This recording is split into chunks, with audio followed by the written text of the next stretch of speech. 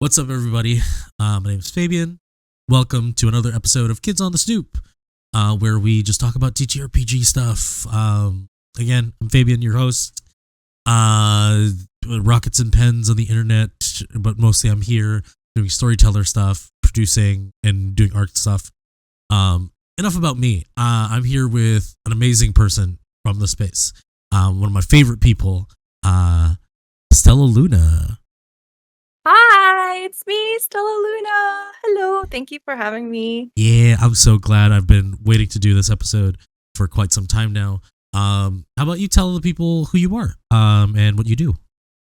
Yeah, I'm Stella or Stella Luna, any all pronouns. I'm a TTRPG producer in the space. I primarily just put together streams. We play various different TTRPGs, make actual plays, so we showcase what it's like to use the game systems, play in those worlds with their lore, and just throw a bunch of really fun improv storytelling drama. And a lot of the time we dress up. It's like playing pretend, but you know, A little being extra. extra about it. Yeah. Yeah. Um. So yeah. So how long have you been playing TTRPGs? Oh god. Okay. So I've been playing since I was 10 years old. Yeah, I love Maybe this even story. earlier about it. Yeah, Yeah. yeah. So my favorite story to tell people is how I got into TTRPGs. When I was 10 years old, my father said, "Stella, sit down. We're gonna play D&D. Your mother's not home," because this was during like the satanic panic sort of vibe. And my mom was like super not into it. But my dad, he actually grew up where D&D was made. So he had been playing since he was about 10 years old. So I guess in a way, TTRPGs have kind of just been like a multi-generational kind of legacy thing. I don't know. Yeah. Yeah, but my dad got me into it. I was so excited, especially because I had early access to computers Yeah. and essentially like I played a lot of those like really, really old school RPGs. And so I knew what goblins were. I knew what it was to be like a human fighter and all of that stuff. But so like going into the session, I was like, I know what we're fighting. I know what we're doing. And then my dad starts describing this creature that obviously is like really, really brutal. And it's like, I obviously have to fight this thing. And I'm like, what do you mean? It's like a dog like creature. I don't know. That's not a goblin. And that was the first time that I fought against a gnoll. Nice. And yeah, it was iconic. What edition was that? Like, Yeah, that was 3.5. okay. Yeah, it was really, really confusing. I remember looking at it and just throwing the dice and then just having my dad tell me what was happening. Yeah, He would make me add the numbers, but I didn't know what any of it meant. I was gonna ask whether your dad like put you through the whole Thaco kind of like Mhm. bullshit. I think 3.5 didn't have Thaco. I think Yeah. 1 and 2 had Thaco. Yeah. He didn't he did show me his character sheets because since my dad has been playing since he was 10, Yeah. he went through all of that. He would tell me all about this, like, 1 year, like, campaign that he had with his brother, and they both, like, had characters that eventually became gods, and he'd show me the character sheet. I'm like, "Why is your armor class negative? That's bad, right?" And he's like, "Really? No, it's not." Yeah. So, yeah, just 3.5 was really fun. I played a lot of Pool of Radiance, if you Mhm. ever played that. That was a video game on PC. Um, so like that kind of vibe there. But I did fall off eventually because I tried to teach my sister how to play without reading the Game Master guide because I didn't want to read. I was 10 years old, 12 years old at the time. So we sat down, we tried to make a character together, and I was like, I don't know how to play. Just throw the dice. That's a big number. Yeah, sure. So from there, you fell off. What made you come back? Like, what was the thing that got you like, oh, I want to do this again? Yeah, I think I had a group of online friends that were interested in 5th edition. I can't remember what year it was, but I did play in a campaign and I ran a campaign, but it was like not really that intense or serious. It was just like a home game. We played like maybe once or twice a month. But the like thing that really sunk its claws into me was when I went to visit my dad during one summer, and my mom's like, "Go tell your dad that dinner's ready. Dad, dinner's ready. What are you doing?" And he's on the computer and he's watching some people. And he's like, "I'm watching D&D." And I'm like, "What? You can do that?" And he's like, "Yeah, on Twitch." And I was like, my mind was just blown. I didn't even fathom that being a possibility. So immediately, while I was visiting him, I made a Twitch account. I started looking at different streams and stuff, and I was just amazed that this is possible. And I actually got invited onto a YouTube game as like a kind of like a guest, and my GM was actually Wax Steven, who is now in charge of Table Story. Yeah. So I knew him back when I was like 21 years old, which was a long time Wow, ago. that was a long time ago. Yeah, it was a really long time ago. Folks, we are old. Me and Stella are old. Yeah, I turned 35 this year. But yeah, so that got you into streaming, right? And how was like the early experience when you got into it? Because I feel like Ooh. a lot of people's experiences, like, you know, not to say it's bad, like, but all white groups' experiences getting into the space is different. Our experience is completely different because we're like, you know, we're Asian. Mm-hmm. How was your experience getting into this space? Ooh. I think mine was a little unique in the sense that my dad did a lot of heavy lifting in my TTRPG career here. Since my dad had been an active consumer on Twitch, he was actually a moderator for a channel, and he basically had a very strong understanding of the concept of like small streamer and like getting started on Twitch and like what you need to do. And he actually helped me set up my Twitch. He helped me make my Twitter. He taught me how to use Twitter because I had never ever posted anything at any point on any social media. But he essentially just like taught me the ropes of how to do everything. He helped me set up my first overlays. And from there, I just got really into it. I did video games to start. I did art streams as well. There's like clips that are still around from when I first started, and it's just so funny looking back all those years ago. And I start every stream with like, "Hi, my name's Stella Luna. We're going to do some art today." And I was so shy and I was so nervous, but like I think over time I just ended up finding really wholesome, nice people. And from there, I really enjoyed going into other streams as well, Yeah. just to like learn and just to try to make new friends. And I was really fortunate to meet a few people that were willing to give me their time, and they basically coached me. They were like, "Oh, hey, like these are the things that I found that worked really well for me. These are the things that didn't really work for me." And I did a lot of trial and error. Yeah. The first like 2 or 3 years of me streaming, it was very random. I tried all kinds of stuff. Sometimes you gotta like throw shit at the wall, see what sticks, right? Yeah, I don't know if you remember, but there was a time where I was doing 12-hour marathons. No. I used I to think run. this is before I like knew of you, yeah. Really? Oh my god. Okay, I used to do this thing where I would run 4 one-shots back to back all in one day. Sometimes I'd have like a guest GM come on and help me, but we used to have 12-hour marathons. Oh my god. It was wild. Jesus. Well, I don't recommend it. yeah. To the Yeah, audience. it's too much. To the audience, if you're wondering what this episode is about, the reason why we got into all of that, Stella is one of the, if not leading people in community building, in the space. I personally think that Stella is one of the best people to do it. Not to say that everybody else is like you, inferior. I just know for personal experience that Stella has done really great job, especially for the marginalized community. So we're talking about community TTRPGs, community TTRPG, as the episode is.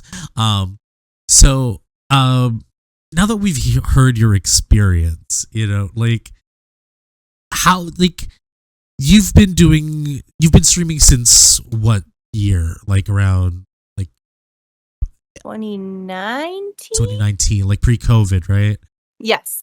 Yeah. So through 2019 to 2025 now, what do you feel is like your crowning achievement in your TTRPG tenure? Like what are you most proud of? Because you've done a lot of things. You've done those 12-hour streams. You've have like a really successful Patreon list of games where people just join in, not necessarily performers, but they clearly enjoy themselves at your table.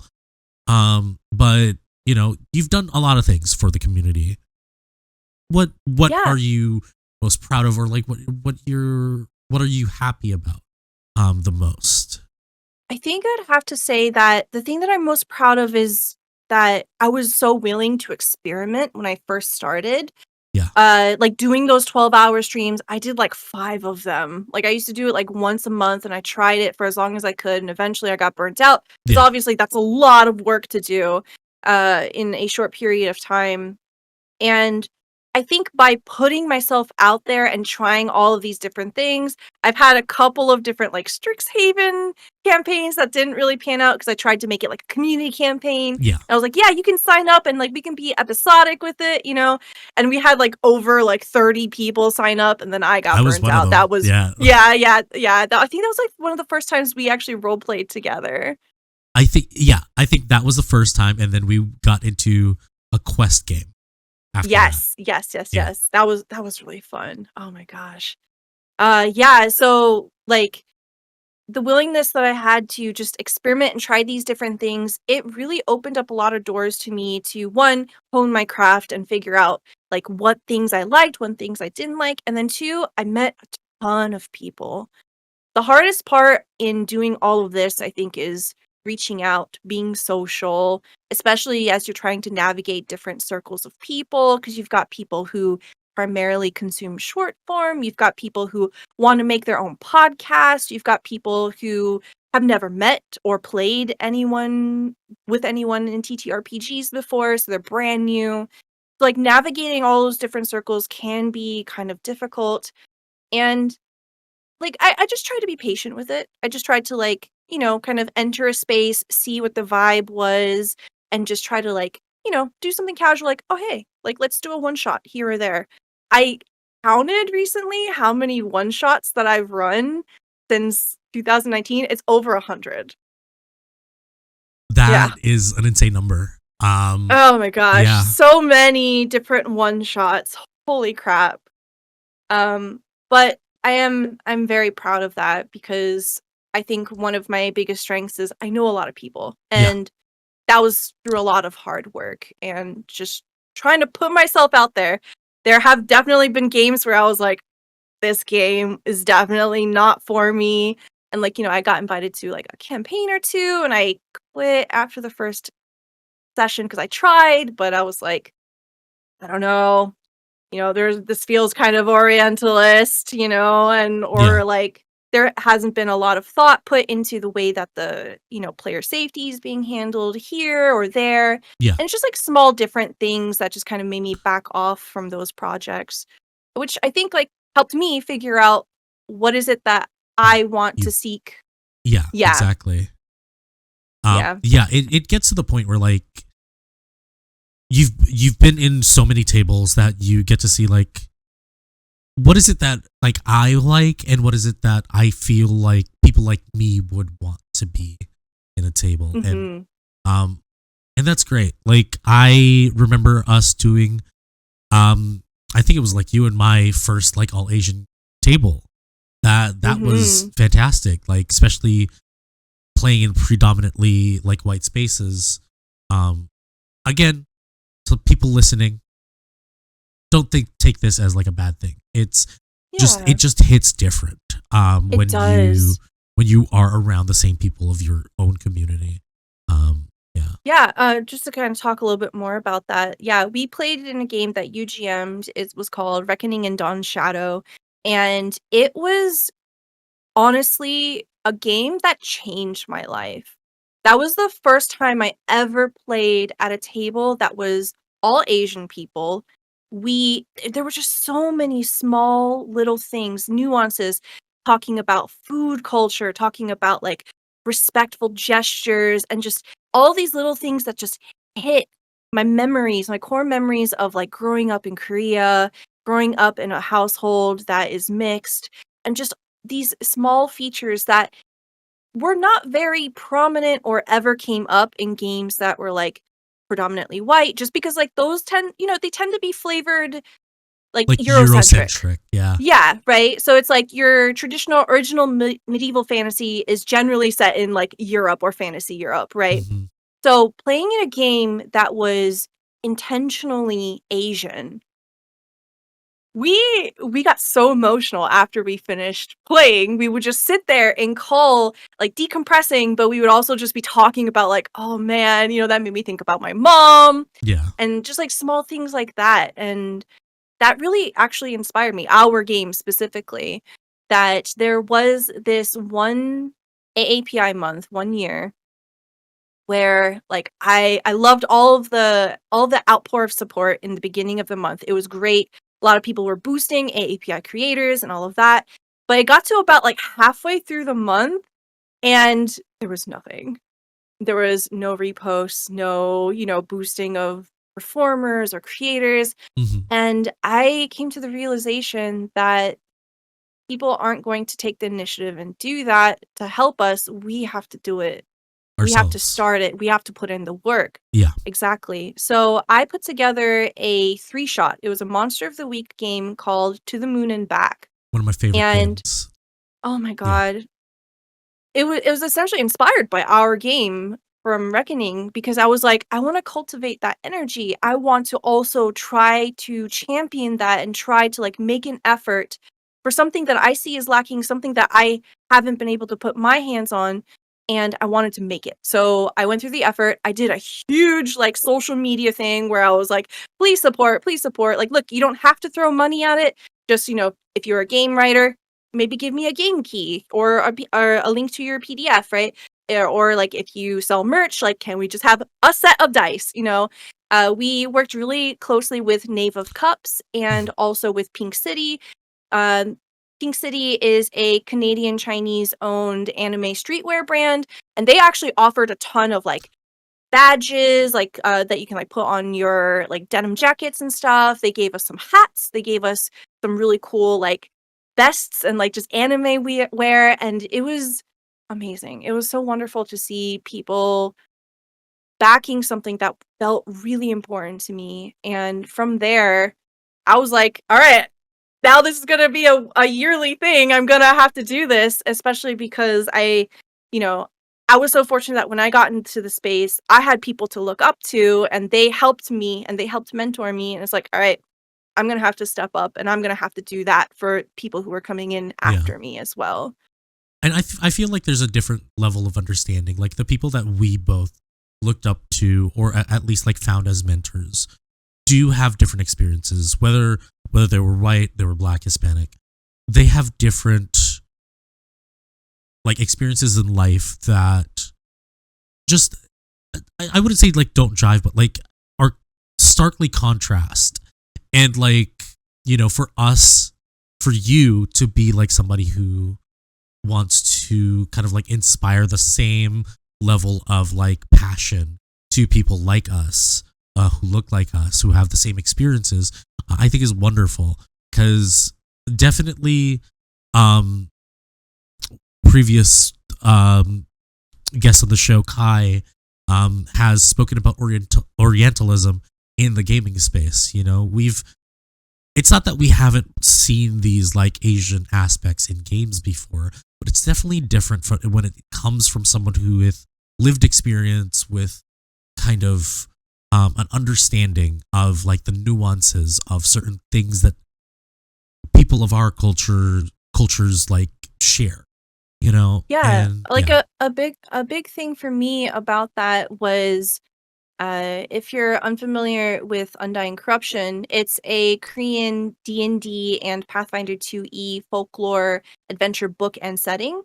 Um, before Undying Corruption, all of the previous D&D games that I had any kind of like Asian influence that I had been a part of specifically, it always felt like it was just aesthetic. It never felt like someone made the effort of doing the research.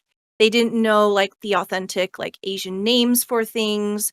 It would just be facsimiles. Like it's like, when you play a video game and like if you have a skin or like just changing the graphics, right? That's all it felt like. It felt very hollow. It felt like there wasn't gravitas, there wasn't that effort put in. But when I started doing work with Nine Heavens Press, who made Undying Corruption, they had posted a picture of the world map of Undying Corruption in Tangluk, which is the name of their fantasy world. I cried. I literally just froze at my computer and I started bawling because the world map is like an almost one-to-one copy of Korea. Like, you could literally take both maps, the real life world of Korea and this fantasy map, and put it together, and it'd be really, really close. And that struck me in my heart, because seeing something made with intentionality, with so much research, so much care. If you look at any of the Undying Corruption content, they had so many consultants come on. They had contacts that were PhD scholars in history and just had a deep understanding of the importance of little things that are part of Korean culture. It rocked my world. I was like, holy shit, man. This isn't just a reskin. This is Fantasy Korea. Yeah. And somebody made it with love. Yeah. And I feel like it also is a stark contrast from like traditional D&D.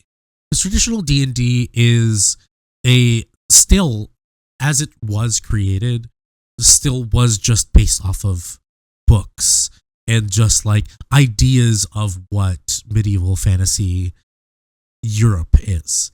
Not necessarily like, oh, I put this in there because, X, Y, and Z is a part of a part of like this kind of culture.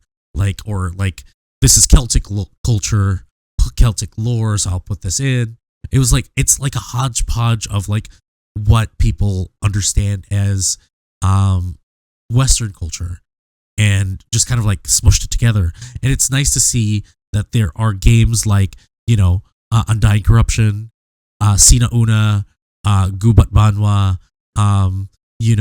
You have games like not necessarily a TTRPG, but like kind of like a board game / RPG. You have Jiangxi that really understands the, I guess, source material and the culture behind it, and like doesn't even force it, but like beautifully joins everything into this world that they create.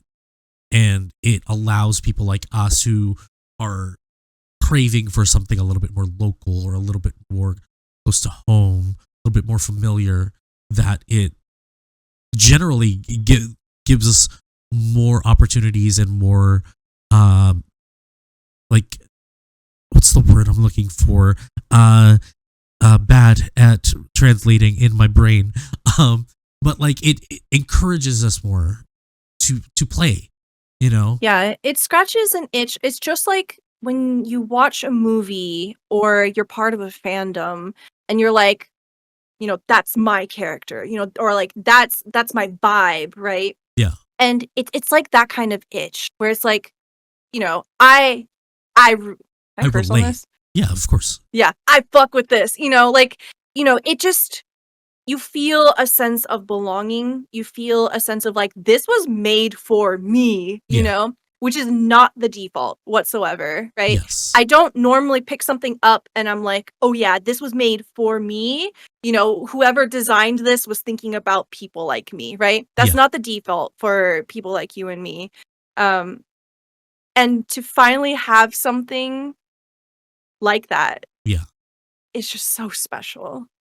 I think harkening back to why it is so important to have these things, to my episode with Kai, was like, you're right. Like these games, like Undying Corruption, Sina Una, these games were made thinking about the people of that culture, as opposed to like other like Orientalist or like Japanese inspired games, thinking about just in general, I want to be in like this magical world without thinking about the context of the story of like the media that they, you know, pull inspiration from.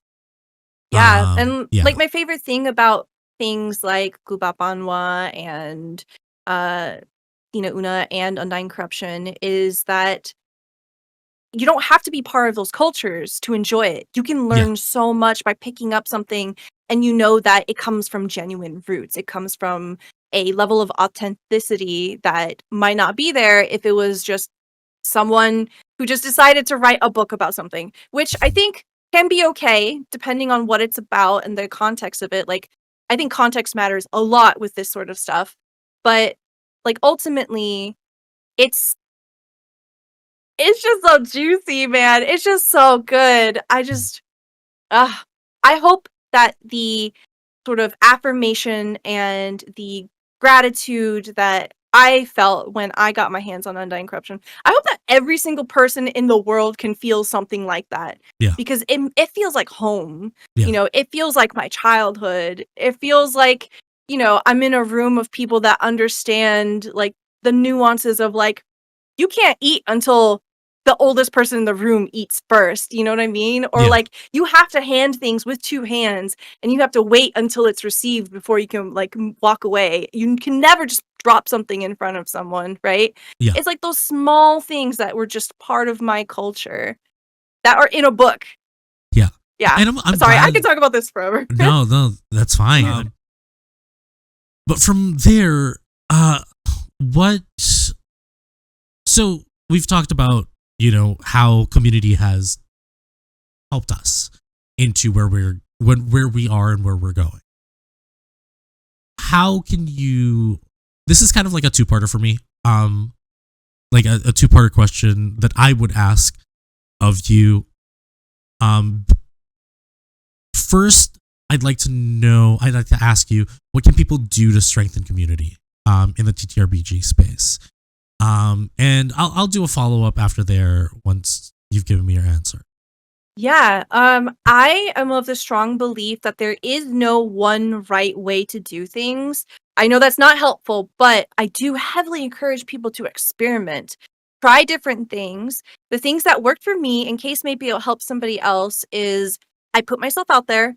Whenever I had free time, I'd literally pull up Twitch, go to Dungeons and Dragons, and find a new channel, find a group of people that I don't know any of those people, just sit down and watch for a little bit, lurk for a little bit.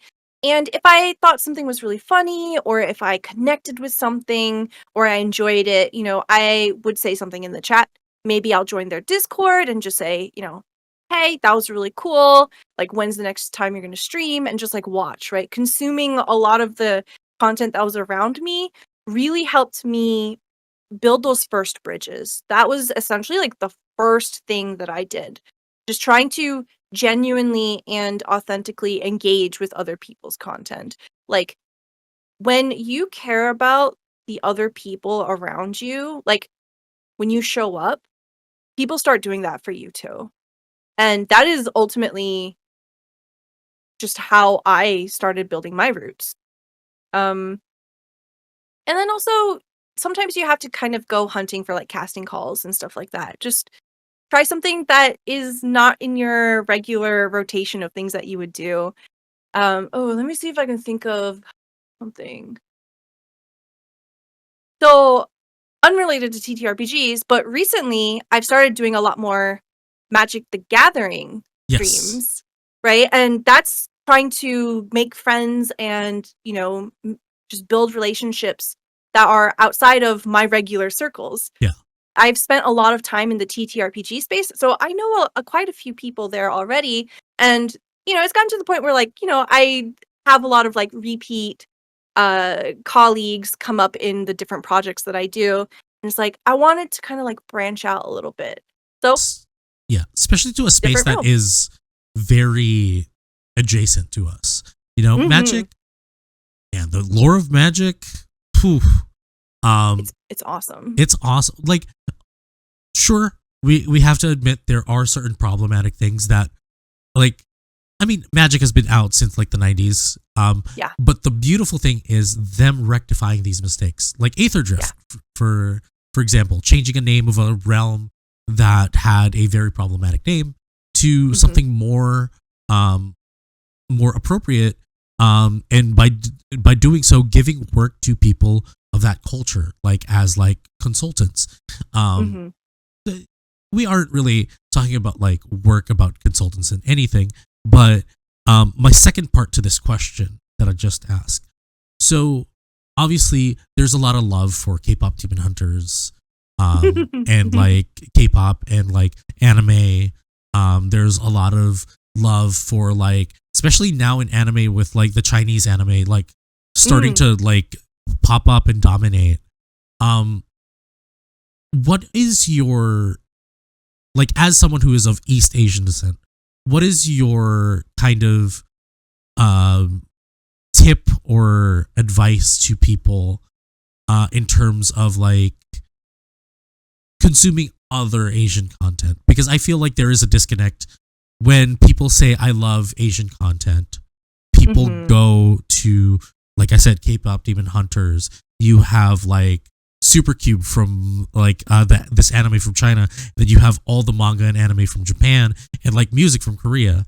But Mhm. in terms of like um Asia is a huge place. You have Central Asia, South Asia, Southeast Asia. What would you say? Um what would you suggest people do to kind of broaden um their views of like Asian like media? Yeah.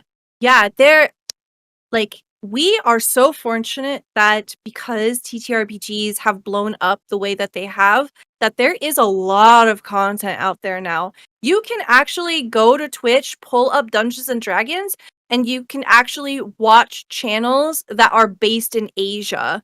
There are several channels out there that exist that are set in, sorry, not only set, but they are also being broadcasted from Singapore, India, like essentially all different parts of the world now. There's a Mm-hmm. huge community in South America, especially Brazil now, and also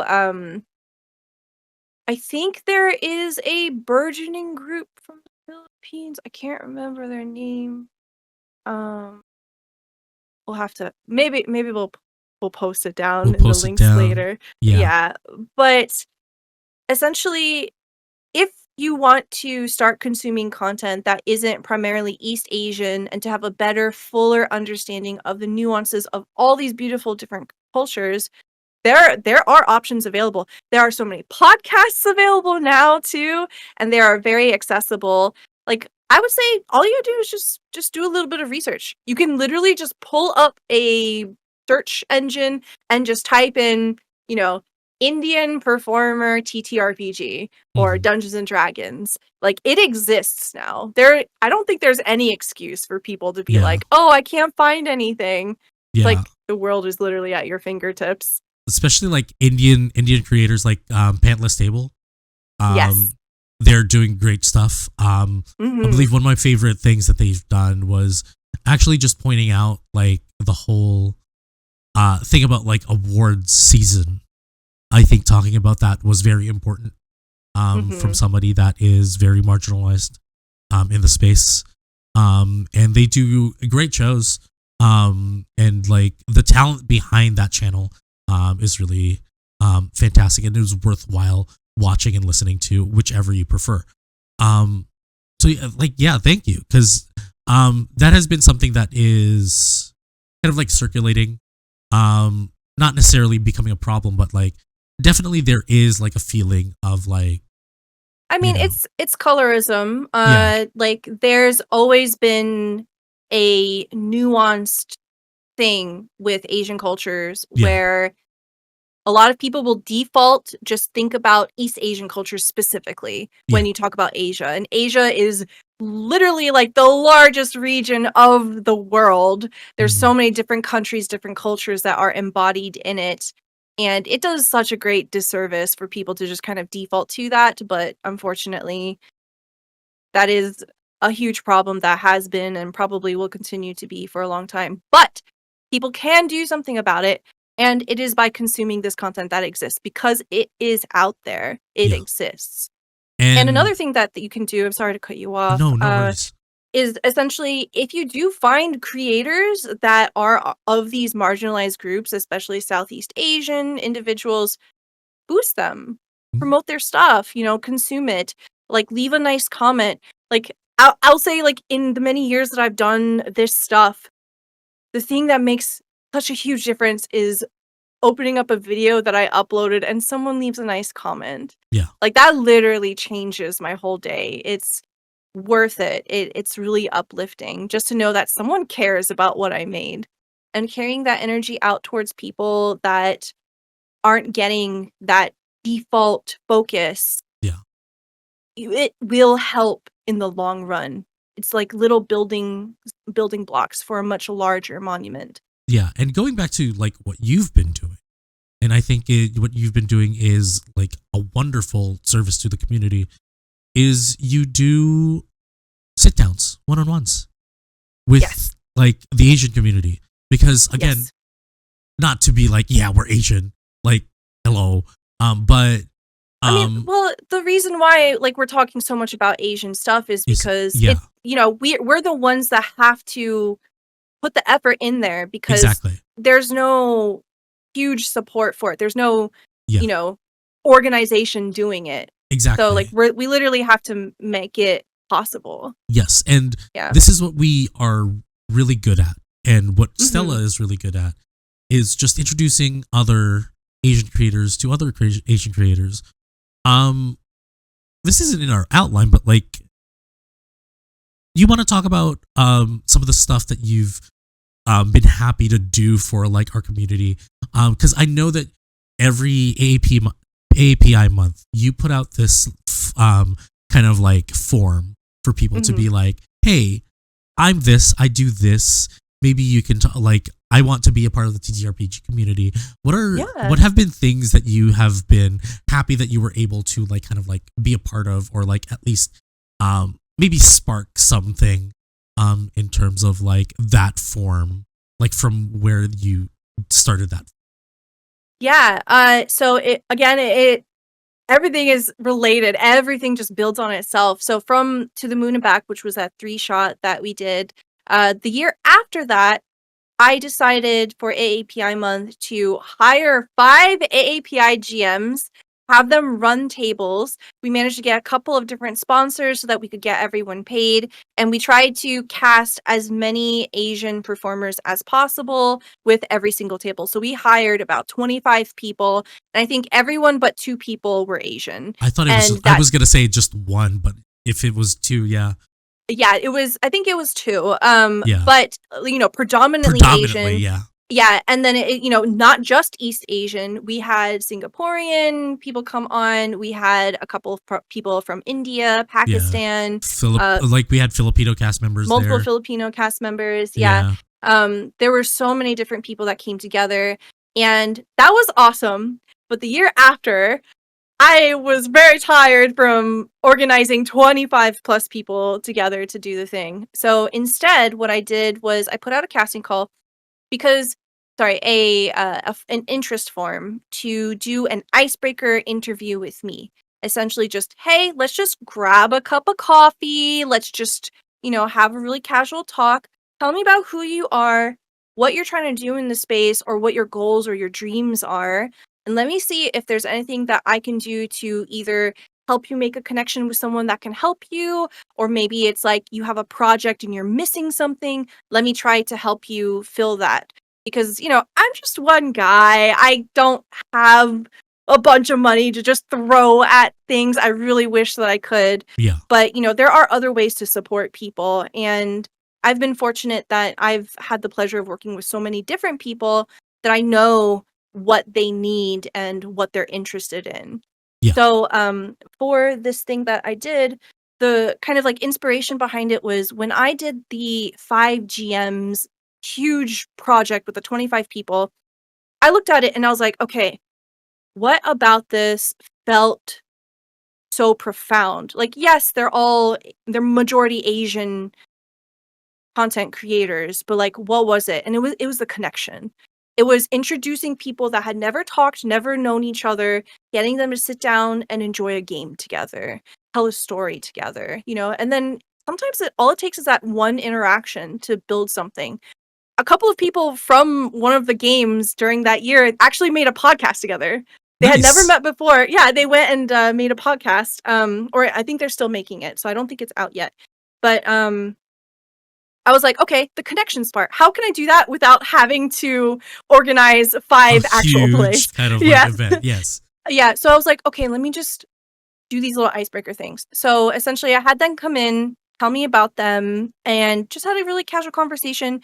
And if it was something that was a little more in depth or something that I could give some more hands on advice or guidance for, like, for example, someone's like, I want to learn how to stream. And I'm like, I know how to stream. I can show you the buttons. Let's set up a follow up call. So I basically would be like, hey, let's choose an hour on a different day and I can basically train you, teach you, whatever you need. And I I had about 75 of those calls. They were wonderful. I loved every single one of them. I had a big ass notebook full of notes. I took as many notes as I possibly could to make sure that I can try to help everyone out in a genuine and authentic way. And but that screams to me that like people need support out there. Imagine if I wasn't doing that. That's 75 people Yeah. that would not have had someone to reach out to, Yeah. or they would have had to find another way to do it, right? That was 75 opportunities that became possible because I decided like, hey, I'll block out some time, like, maybe I have 20 minutes before lunch or after this meeting, here or there. Mm-hmm. And, I spread it out over time, and it wasn't like I crammed it all in like 2 weeks or anything like that. So it wasn't exhausting or anything.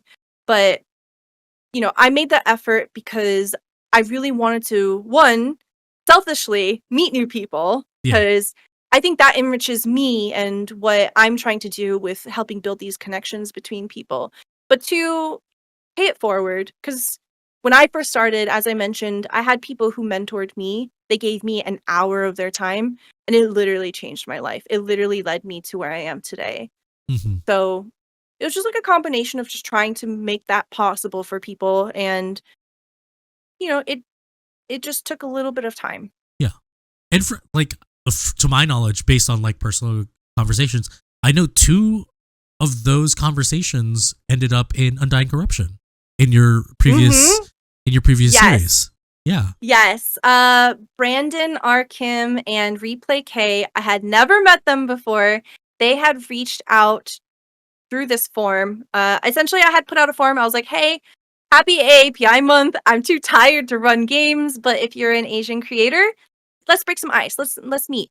So they had actually set up meetings with me, and I was like, hey, like, what are you interested in? And they wanted to get into more actual plays. At that point, when I had first cast Brandon had never been in an actual play streamed ever. And Which like, is look at him now. surprising.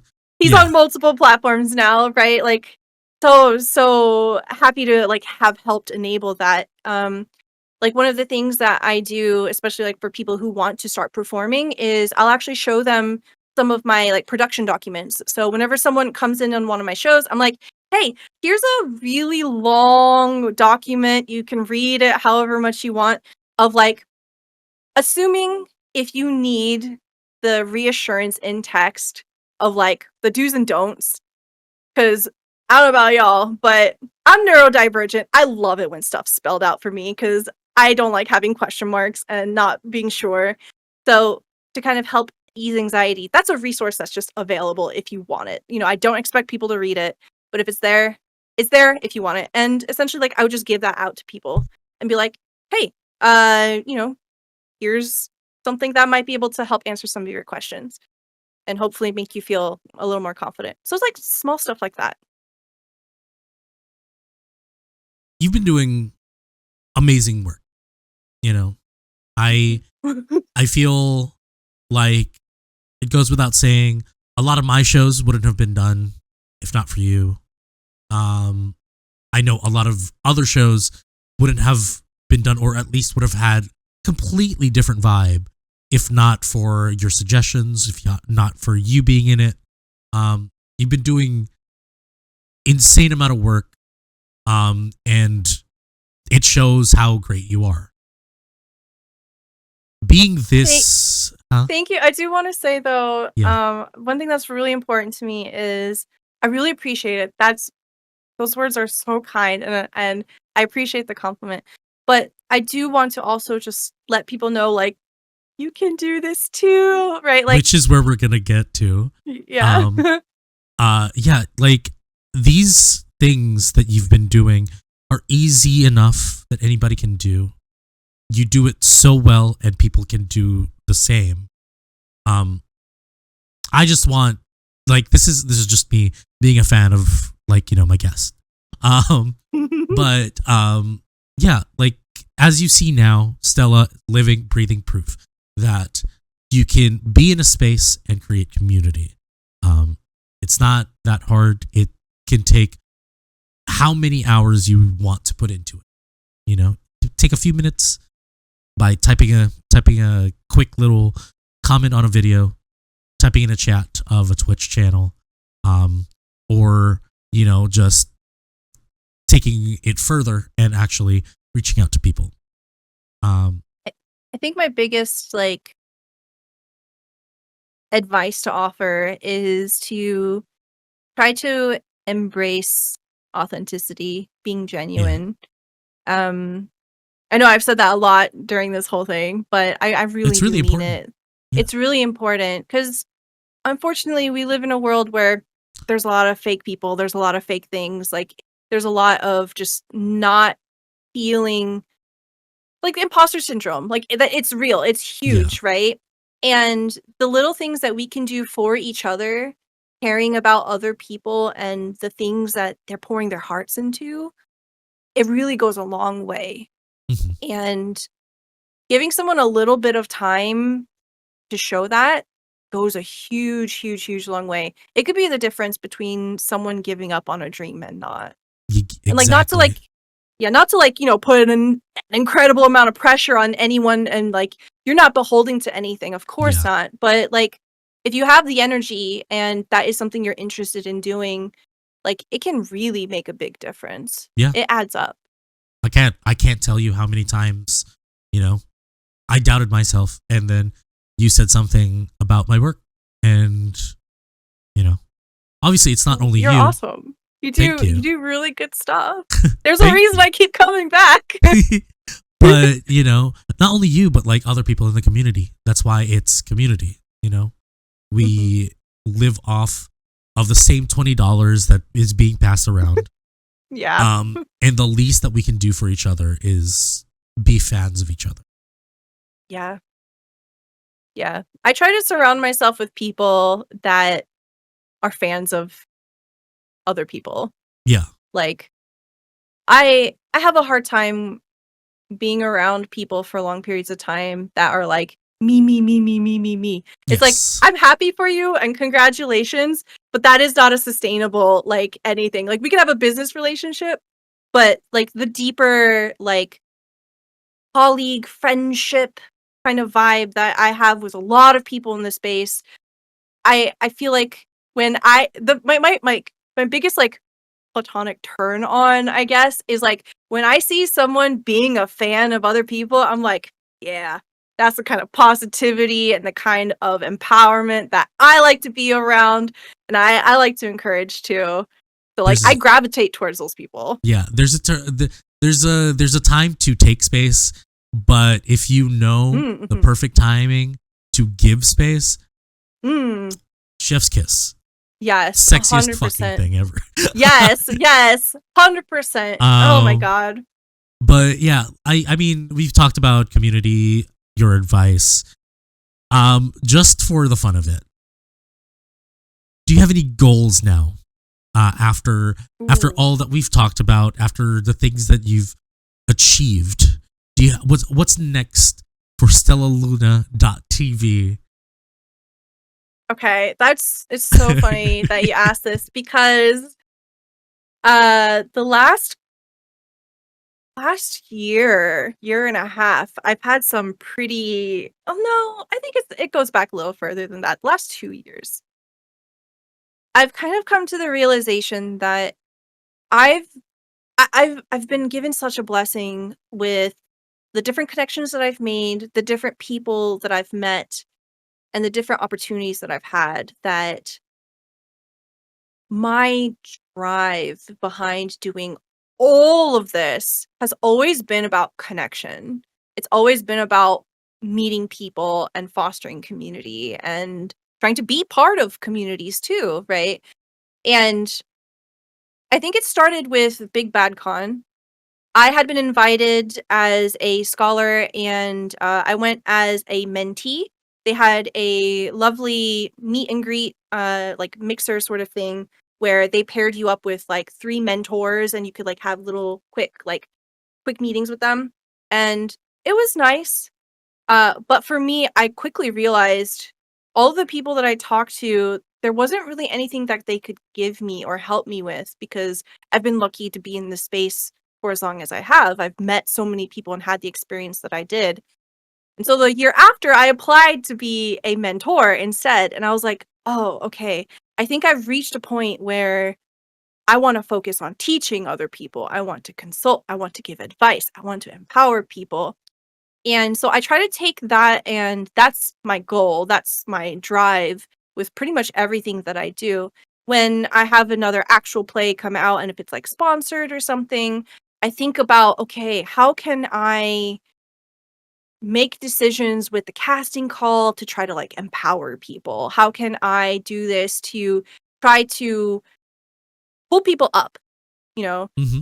To where I am and try to open up doors for them because I know so intricately all it takes is one opportunity. All it takes is 1 minute in the right place at the right time in order for magic to happen. And I try to incorporate that with everything that I'm doing now. In the last year, the biggest thing that I've been doing is I've actually been shifting a little bit more towards outreach, basically focusing in on being the guy that knows all the other guys, you know? And, I've been really fortunate that, like, from being a TTRPG producer, I know a lot of different people. I know artists like you. I love commissioning your art. I know performers, I know publishers, I know other producers. Like, if someone's like, "Hey, I need someone to make a live stream for me."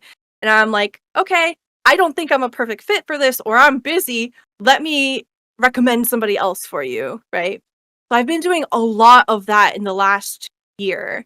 I've actually been doing it at conventions too, where I've been introducing people to other people. Like, I went to, like, a LobbyCon, which essentially is, like, outside of the convention hours where everyone meets up in, like, a general area and they just Yeah. kind of socialize and It's like stuff. BarCon or something like that. Yeah, yeah, yeah.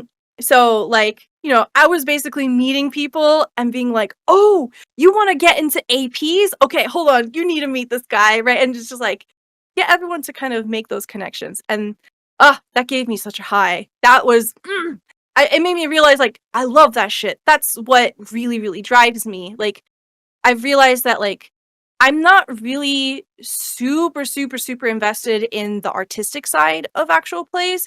Like, I don't have, like, a well, generally, I do actually have a story that's coming out, but I don't generally have, like, a heart-wrenching story that I have to share with people. I'm not, like, there to, like, make art, art, art, art, right? Like, that's not really like, of course, I wanna make it beautiful and cool and Yeah. meaningful always, but my drive has always been, I wanna meet new people. I wanna do cool things with people and share the space. So that's where my focus has gone. Um so I'm probably gonna be doing a lot more of these, like, icebreaker interviews that I had been doing, maybe to expand that or try to figure out a way I can make that sustainable. Hmm. But, yeah, that's just the general vibe. Yeah. I mean, that's a fantastic plan and goal. Um, you know, just because you've done some of that doesn't mean that you stop, right? You Yeah. keep giving, you keep continuing to grow the community. The community can never be too big. Hmm. And that's wonderful. Um, I mean, that's pretty much it. Stella, where it's lovely to have you. Where can people Thank find you you? for having me. Hey everyone. Thank you so much for watching this. Thank you so much for supporting my friend Fabian and coming on to watch this as well. Please check out all the other wonderful things that Fabian is doing over at Bad House. Love, love Bad House. But for me, I'm Stella Luna. You can find me on Twitch as Stella Luna, and then on all other social media, I am Stella Luna TV. I had such a great time. Thank you so much for having me. Hell yeah. It's me. It's been me, Fabian. Find me at Rockets and Pens on my personal stuff. But I'm always here, Bad House RPG, doing some dumb stuff with Joe, with some stories. If you want early access to episodes like this, you can check out our Patreon. Not only for this, but also our other pre-recorded shows that are coming out soon enough. But that's pretty much it for us. So we'll see ya. Bye. Bye.